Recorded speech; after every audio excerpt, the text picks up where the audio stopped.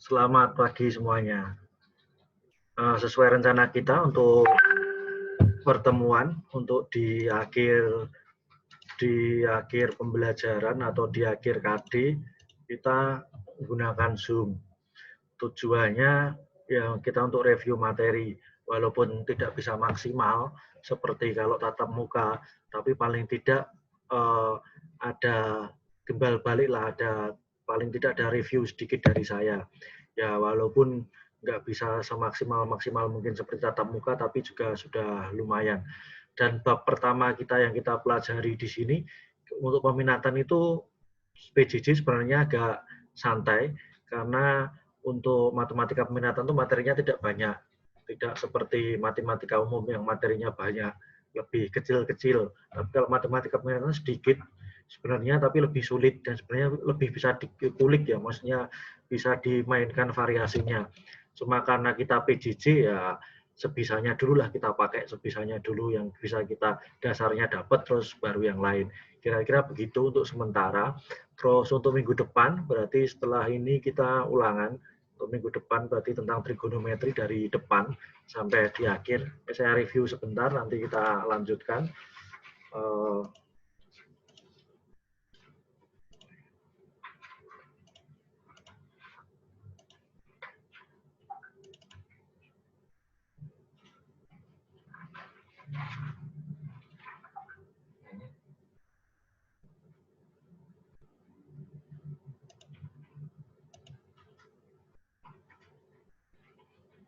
Nah ini kita ngomongkan ini.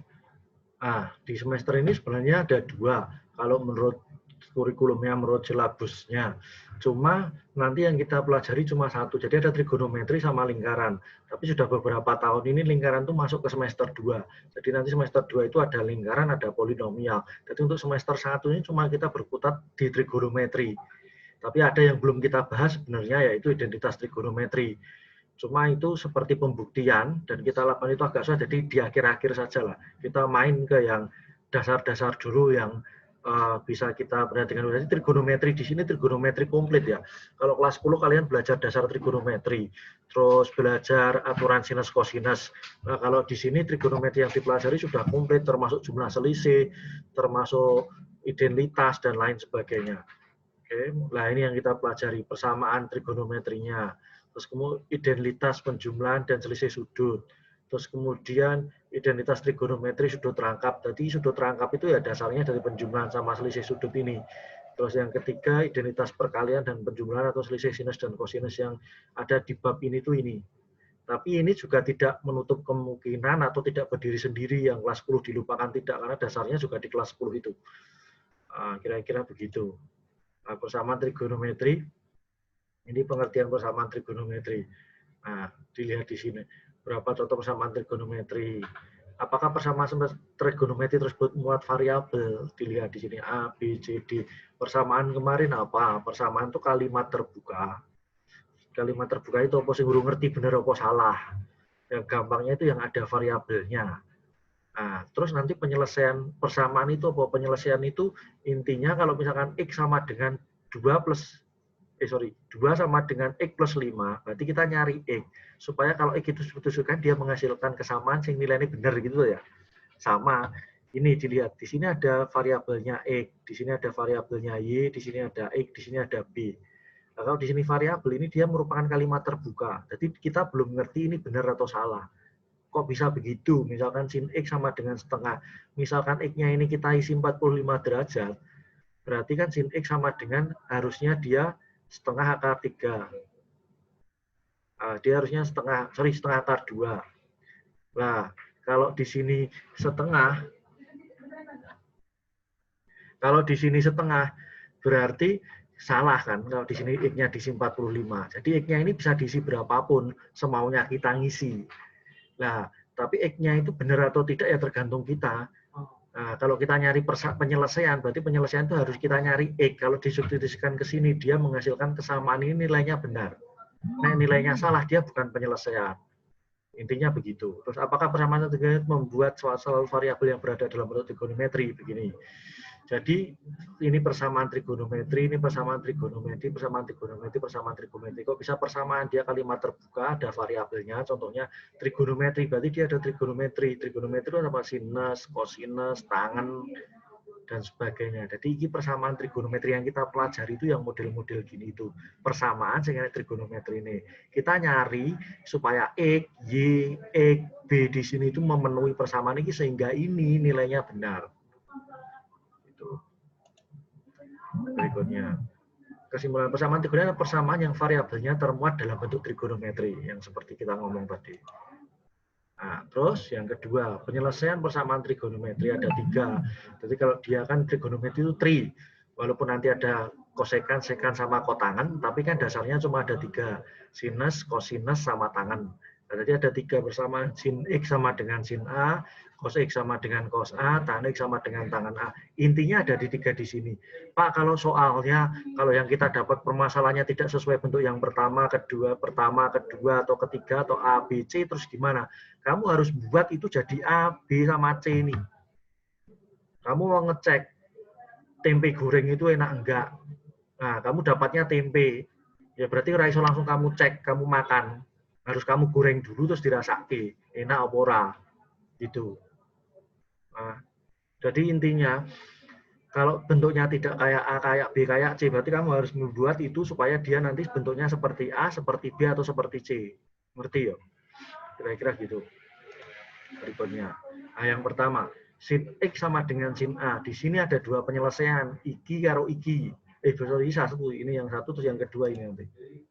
Oke. Ini sebentar. Ini ada 2. Ini sama ini. Nah, ini dalam satuan derajat, ini dalam satuan radian. Kalau saya nggak perlu ngapal ke yang bawah, saya cukup ngapal ke yang atas. Orang dihafal sih, dipahami.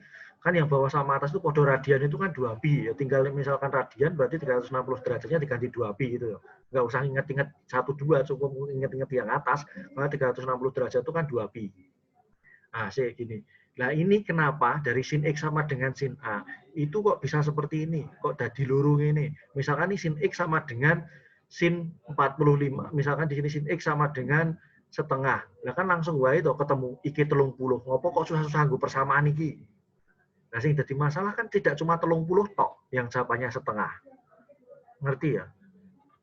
Misalkan dia di mana 150, sin 150 setengah juga toh. Enggak cuma 30 tok kan. Lah makanya ada rumus ini. Dilihat di sini. Kena X sama dengan A plus K kali 360 derajat. Yang bawah X sama dengan 180 derajat min A plus K kali 360 derajat. Mungkin kalian akan tanya, ning kene enek X enek A. Ini berarti X yang di atas, A yang di atas. Kok tiba-tiba enek K ning kene? K iki apa? Kok tiba-tiba muncul K di situ? K itu bilangan bulat yang kita pilih. Jadi K ini dipilih sing sesuai, diisi berapapun oleh, sing penting bilangan bulat. Kita milih. Ngerti ya? Jadi K-nya itu kita milih. Terus kenapa kok iso 2? Jadi diperhatikan di sini. A kan dia setiap 360 derajat dia berulang loh. Misalkan kayak kotak ini dari sini dia muter sini kan podo meneh.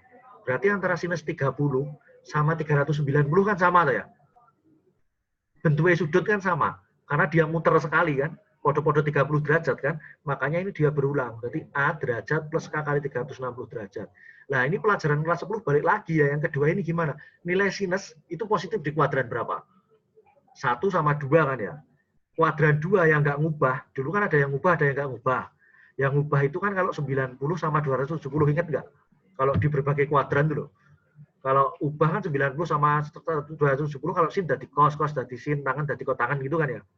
Nah, yang tetap itu sinus yang positif di kuadran berapa? Kuadran 2. Wis ya, kuadran 2 positif. Nah, kuadran 2 yang nggak ngubah itu kan berarti bisa pakai 90 plus, bisa pakai 180 min tuh ya. Tapi kalau 90 plus kan ngubah. 180 min kan enggak. Berarti ini kan 180 min yang dipakai. Mudeng ya. Karena di kuadran 1 sama kuadran 2 itu dia sama-sama positif. Maka ini A derajat plus 180 derajat min A.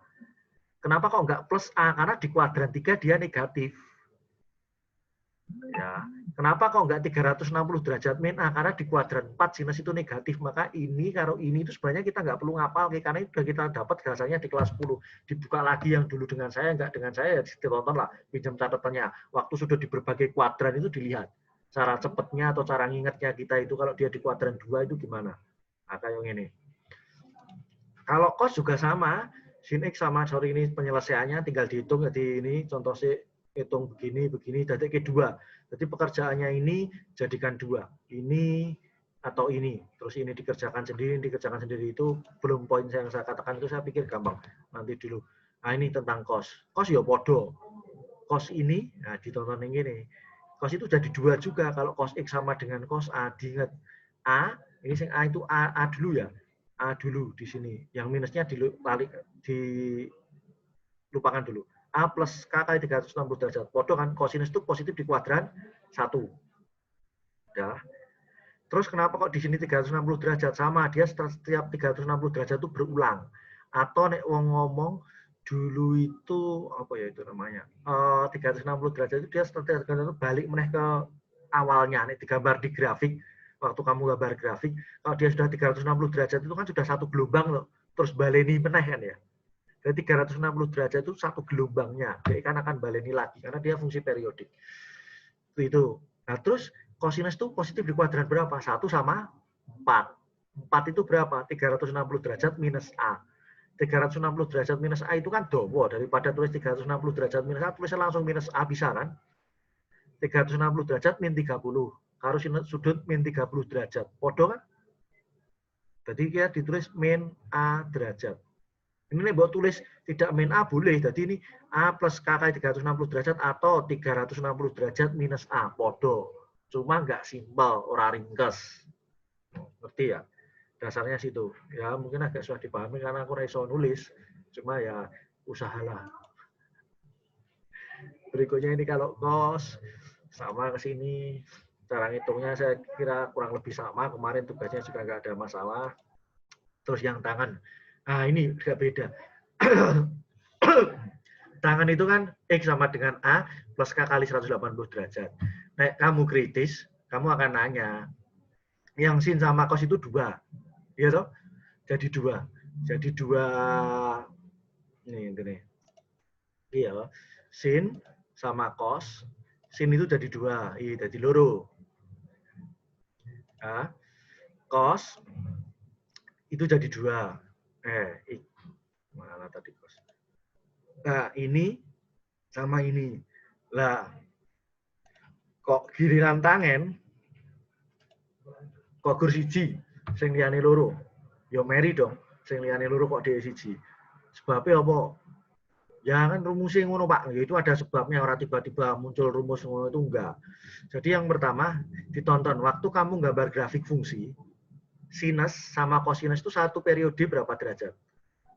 360 derajat kan ya, dia akan berulang lagi. Tapi kalau tangan periodenya berapa? 180, maka dia di sini periodenya di sini 180. Kalau sin sama cos tadi kan 360 derajat, ini 180. Terus di sini dilihat, misalkan di sini tangan berapa ya istilahnya? Kalau dia 2 itu sebenarnya 2 bisa dilihat 2. Misalkan di sini, ini A ya, ini K cos 360 derajat. Tangan itu positif di kuadran berapa? 1 kan? I. Sama kuadran berapa? 3. Ya, 3 ya. Nah, kalau dia di kuadran 3, berarti kan harusnya satunya ini 1. A plus K kali 380 derajat. Satunya di sini, berarti kan 180 derajat plus A plus K kali 180 derajat gitu toh. Lah, 180 derajat plus A itu kan bisa ditulis ikani di sisi G. Wis termuat ning kene. Jadi nggak perlu ditulis double. Sang tadi sinus itu di sini 180 derajat minus A, di sini K kali 360 derajat. Akan beda sama yang pertama. Tapi kalau ini kita tulis double, yang kedua itu 180 derajat plus A, plus K kali 180 derajat. Iki A niki diganti K plus 180 derajat. Kan mubajir. Wong ning kene wis enek. Kane di sisi G, berarti otomatis kan dadi kaya ngono. Ngono. Jadi ini itu sudah termuat, 1 sama 2 itu termuat ning kene kabeh. Jadi tangan tuh cuma sebenarnya ada dua, cuma ditulis satu ini sudah termuat semua. Nggak perlu double kayak sinus atau kosinus. Ya kira-kira gitu. Nanti kita diskusikan lebih jauh nih gue atau bingung kan Reso nulis. Tapi nggak apa-apa lah. Paling nggak kamu ngerti dasarnya. Berikutnya. Di tangan cuma jadi satu ya. Terus diingat-ingat ini. Penyelesaiannya ini ditonton ini loh. Daerahnya itu apa? Ditentukan ini apa? Kalau di sini 0 sampai 360 derajat, ya jawabanmu di ring 0 sampai 360 derajat. Mudeng ya. Kalau min 180 sampai 180 ya min 180 sampai 180. Ojo kabeh mbok jawab podo. Ini batasnya ini banyak. Batasnya ini itu mengaruhi jawabannya tadi berapa. Misalkan ini nggak dibatasi, tan X, tan 3X min 45 derajat sama dengan tan 60. Ini jawabannya berapa? Tak terhingga. Iso 1000 nan punjul, iso 200-an, iso minus 1000, iso minus 10.000, minus 20.000 berapa, itu kan tetap ketemu tuh nanti ya. Nah, makanya dibatasi ini. Jadi untuk jawab ini, gue nonton ini sesuai iki. Nah, kalau tidak ada batasnya ini, terus yang dihitung apa? Nggak ada batasnya itu berarti asumsi kita dari 0 sampai 360 derajat. Mudeng ya? Kalau ini nggak ada ditulisi untuk berapa itu loh. Berarti otomatis mikirnya 0 sampai 360 derajat.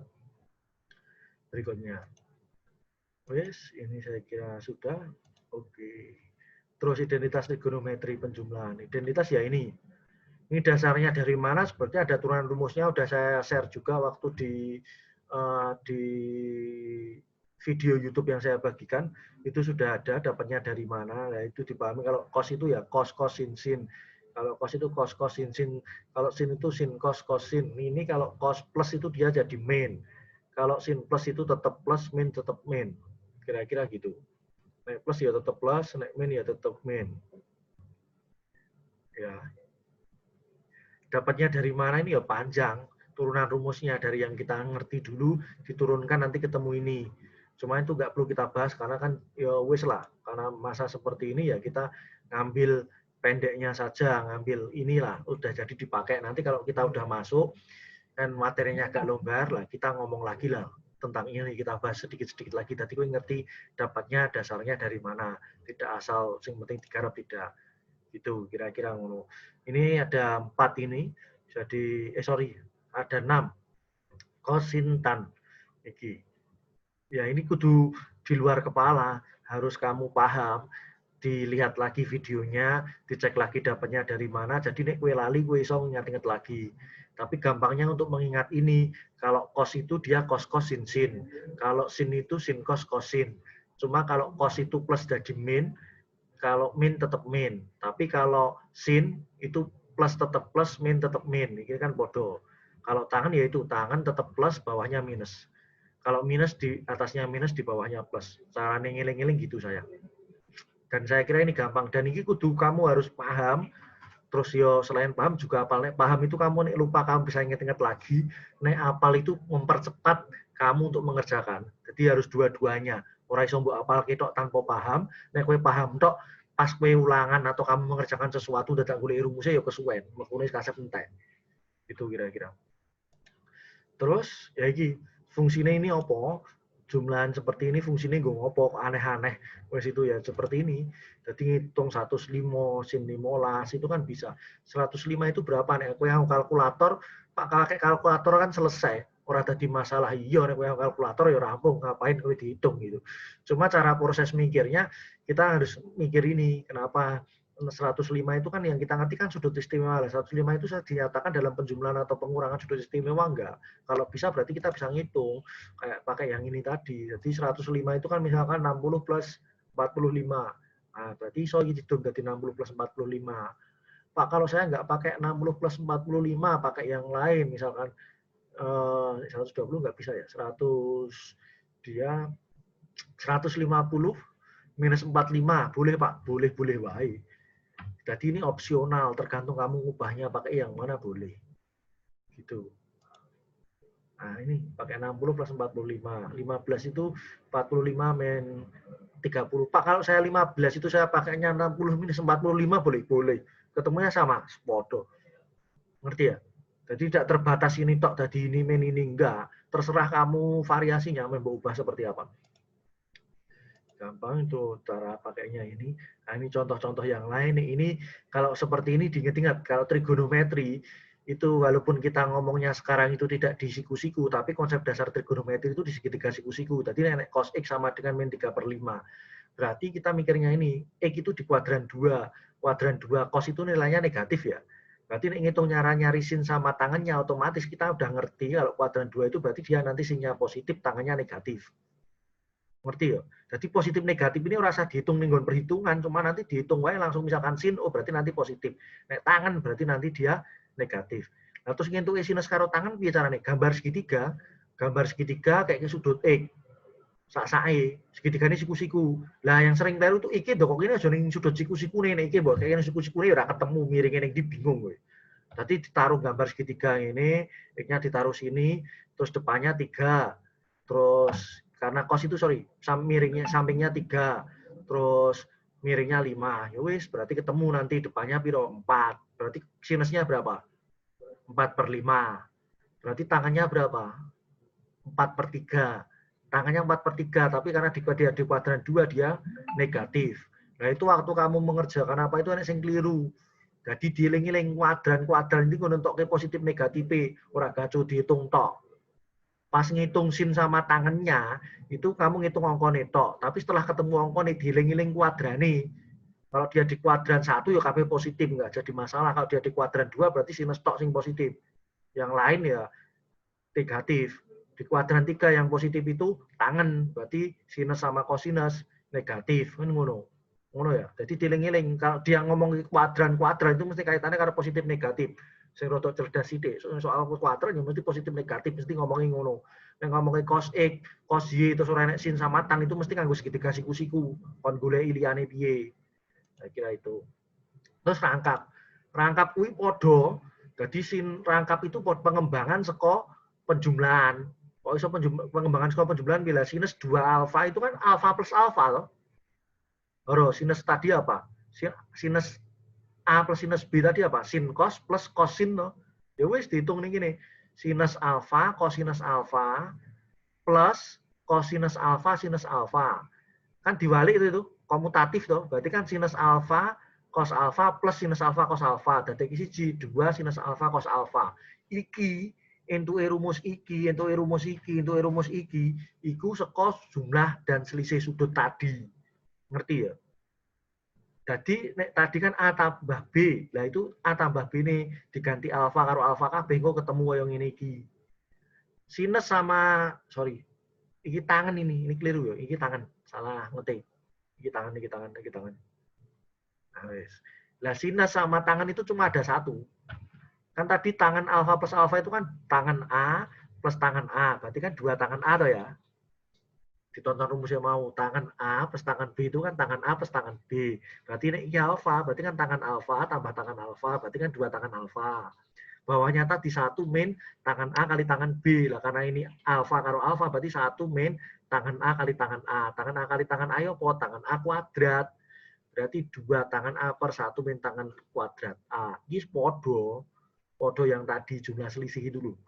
Nah, yang dipermasalahkan diingat-ingat ini, kowe ndadekke sin sama tangan itu cuma ada satu pilihanmu dadi iki dan tangan dadi ini. Tapi kalau kosinus itu dadi telu. Dadi ini atau dadi ini. Nganggone sing di itu boleh bebas milih. Kalau kasusnya seperti ini. Tapi kalau ada kasus tertentu kamu milihnya ya sesuai sing iso dienggo sing di gitu. Kendaraan transportasi itu bebas. Bisa pakai pesawat, bisa pakai bis, bisa pakai pitontel. Nek kira-kira kamu mau ke warung kedekat itu ya pakai pitontel. Tapi nek kowe meh ning Kalimantan kira-kira ya itu nggak bisa pakai pitontel ning laute piye carane lewat. Ya kamu harus pakai pesawat kan kira-kira gitu. Jadi nek kamu Pak transportasinya itu pakai yang mana ya terserah kowe kalau tidak ada kasus khusus. Tapi kalau ada kasus khusus ya dipilih sing sesuai.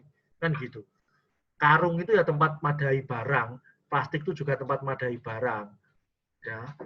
Nah, terus pakai karung apa pakai plastik? Ya nonton kasusnya. Nek kowe kira-kira nggawane beras pirang-pirang ton ya pakai karung. Nek kamu bawanya air nganggo karung ya tekan ngomah entek. Kan gitu. Lihat-lihat kasusnya. Wes, itu tentang sudut rangkap. Penggunaannya seperti ini ke bawah. Saya kira contoh ngitungnya rasa diajari lah oleh SD.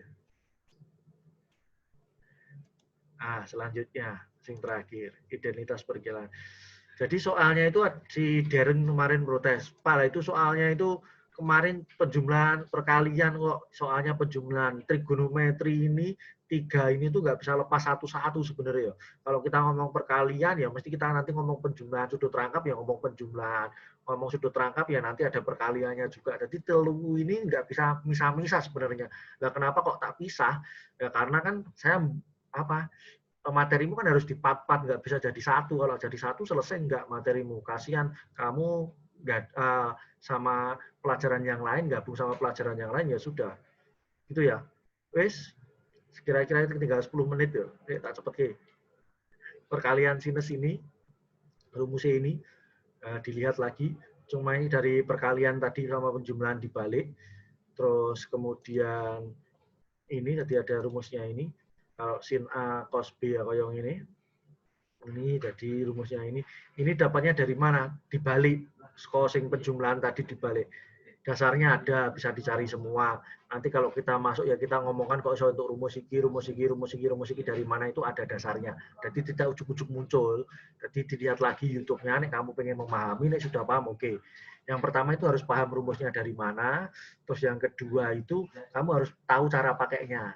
Kowe ngerti asalnya kok apa, kowe ra iso nganggo ya percuma. Tapi nek kowe iso nganggo tanpa ngerti asale, nanti kamu suatu saat akan kesulitan. Tapi nek kamu juga paham, kowe nganggo yang ngerti, nah itu akan memudahkan kamu. Kamu pas nganggo ternyata ada yang tidak bingung, ya tarik lagi ke pemahamannya. Kalau kamu memahami terus ngitung, ya berarti kamu pakai lagi aplikasinya. Jadi dua ini harus jalan bareng-bareng. Contoh ini kira-kira itu ya. Ini juga, ini kalau penjumlahan dari iki. Nah, ini penyederhanaan dari yang tadi. Kalau sin itu dari sin cos, kalau sin min sin itu dari cosin. Jadi ini dilihat baik-baik ya kalau sudah sampai sini. Jadi beda sin P plus sin Q sama sin P plus Q. Beda. Sopo di nggarap ya? Oh, fakih apa sih apa ya? Nggarap ngawur. Jadi cos A plus B itu sama dengan cos A plus cos B. Aku sih ngajari sopo rumusnya bae. Itu nggak bisa. Jadi nganggo enek dasare ora terus ngarang rumus dhewe. Lah kowe ahli matematika, rumus wis enek malah ngarangi rumus dhewe. Dasare kok ngendi yo mbuh mung kira-kira. Itu ora cetha. Jadi dipakai yang ada itu. Dasarnya yang dipakai itu ada, ora terus sin P plus Q itu jadi sama dengan sin P plus sin Q, rampung, Mas. Ngene iki sin karo kene mbok coret, iki mbok kene mbok coret, P karo kene mbok coret, entek ketemune plus sama dengan setengah. Sini mbok coreti kabeh, P karo P dicoret, Q karo Q dicoret, lah entek suwi-suwi. Enggak begitu. Jadi trigonometri itu mainnya rumus-rumus itu kamu harus paham, kamu harus ngerti, baru nanti kamu aplikasikan gue ngitung. Jadi pemahamannya dapatnya dari mana harus dapat, terus aplikasinya piye harus dapat. Lah aplikasi ini nggak bisa kamu dapat cuma goro-goro kowe sinau belajar tok, kamu harus nyoba latihan soal. Jadi variasi begini itu pakai ini. Oh kalau variasi yang begini itu saya pakai yang ini. Kira-kira ngerti. Jadi nanti silakan kamu naik belajar itu latihan soal. Kamu pahami dulu dealing, oh rumusnya ada ini, ada 5, ini saya pegang dulu. Udah kamu pegang, baru kamu cek latihan soal. 1, cek caranya B, 2, caranya B, nyari lah. Dari yang sederhana dulu ke yang kompleks. Nah kalau kamu belajar, berarti ya belajar dulu nggarap C, nanti kalau kepentok nggak bisa, baru lihat kuncinya. Orang dibalik, nonton kuncinya C, terus lagi diling-iling, itu nggak akan ngerti. Kira-kira gitu. Terus nanti kalau ada yang ditanyakan, silakan ditanyakan via Google Classroom oleh, biar KB bisa moco, atau via Jabri oleh. Kira-kira gitu. Udah ya, sampai itu. Terus minggu depan kita ulangan. Ulangannya karena tugasnya kalian sudah pakai urean, gantian dibalik, berarti nanti ulangannya kita pakai pilihan ganda. Nah, kudunya AP. Kan jawabannya saya nek tinggal pilih A, B, C, D, atau E. Nah, nek kamu ngomong susah itu ya berarti ngapusi, kan jawabannya saya nek mau kari milih toh. Kecuali jawabannya nggak ada kan gue kudu golek ilah. Itu jawabannya saya nek ning ngono tinggal milih sing enek kan gampang. 5 meneh, nggak banyak pilihannya. Jadi nanti pilihan ganda kira-kira soalnya ya sekitar 20 sampai 25. Oh, terus nanti pas mid semester ya materinya cuma ini, materinya cuma ini toh. Gitu ya. Jadi nanti kita pelajari itu, terus ulangan minggu depan belajar, berarti minggu depan itu sebelum jam saya, sebelum 7:30 tuh kamu absen dulu. Itu dari jam 7 saya buka, jam 7 gue absen, nanti 7:30 itu soalnya akan muncul di situ. Saya lewatkan link juga Google Classroom terus dikerjakan. Kalau tugas telat masih bisa dapat, bisa saya cek, bisa saya teliti, saya ngasih toleransi, tapi kalau ulangan enggak. Terus yang perlu diperhatikan juga, kamu kan udah kelas C dan saya udah ngerti sih, ya dari kelas 10 beberapa, cuma yang beberapa masuk, yang beberapa masuk mestinya ya pinter juga karena kan sesuai nilai rapot, dan nilai rapotnya kan ya mungkin ada bejo, ya bejo tok iso sih, cuma nek bejo ning kabeh guru kan 15 kali bejo, nih 15 kali bejo kan ya nggak mungkin. Berarti kan dia yo pinter lah. Ora kita nek bejo sithik-sithik tapi ya pinter juga. Kerjakan itu sendiri-sendiri. Ora usah kerja sama satu dengan yang lain. Tujuannya apa? Biar saya bisa bedakan kamu ngerti atau tidak. Wes, jadi itu tanggung jawabmu. Kalau kamu nilai 80 itu ya dari kamu. Pak, nah nanti kita kalah sama yang reguler, sing turunan dan sebagainya. Itu enggak akan. Jenenge rezeki itu jatahnya masing-masing. Nah, itu jatahmu, nilaimu segitu. Memang kemampuanmu segitu ya kamu akan dapat segitu. Banggalah dengan 80 yang kamu punya dari kamu mikir sendiri daripada dari 90 yang nurun koncone. Walaupun 90 itu mesti lebih dari 80, gue mau ngerti mana-mana ya tahu. Tapi kalau 80 itu kamu dapat memang kemampuanmu, kamu nanti pakai 80-mu itu buat nyari kuliah atau di kuliahmu sesuai dengan otakmu 80 ya berarti kamu di kuliahmu akan ngerti. Nah, kamu 90 hasil nurun, kamu dapat kuliah yang butuh otak 90, di sana ya kowe ora mudeng apa-apa. Udah, jadi kira-kira seperti itu ya. Sampai itu dulu, terus kemudian saya harus upacara dulu dapat tugas nanti, tapi nanti sama 11 MIPA 9 dulu. Kira-kira begitu. Sekian dulu karena waktunya juga mau habis. Selamat pagi ya.